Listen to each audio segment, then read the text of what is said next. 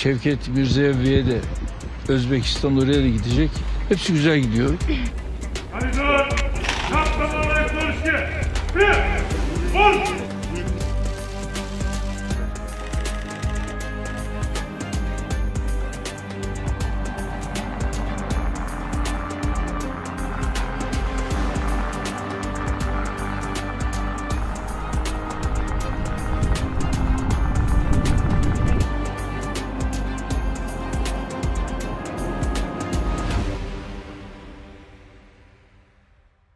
Burada otomobilin anahtarı var.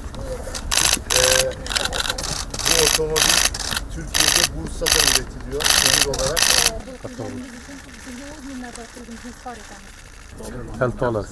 Şimdi anahtarı alıyorum. Buyurun.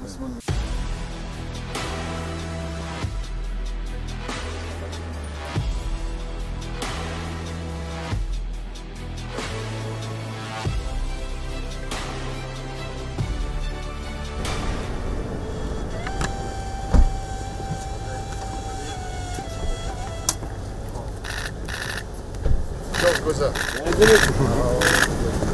Yeni Haydar Tabii çok konforlu. hürmet ediyoruz Sayın Cumhurbaşkanı. Kardeşim Göketleman'dan alan salam. Selamlarımı iletirsiniz Sayın kardeşim. Özbek milleti de bu düşünen adamları Halkı için anlayan anlıyor. Ben bunu çok güzel anlıyorum.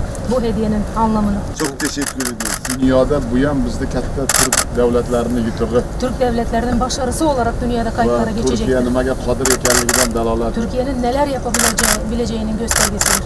İnşallah hep beraber yapmaya devam edeceğiz. Birlikte işlep çıkarışta devam edeceğiz. Hürmet ediyoruz. Hürmet Her ediyoruz. sefer Atayurt'unuzda Her Her sefer Atayurt'unuzun kapıları sizin için çok açık. teşekkür ediyoruz. Kabul ettiğiniz için çok teşekkür ederim Sayın Cumhurbaşkanım. Kabul kılığınız için hep taraflı. Biz de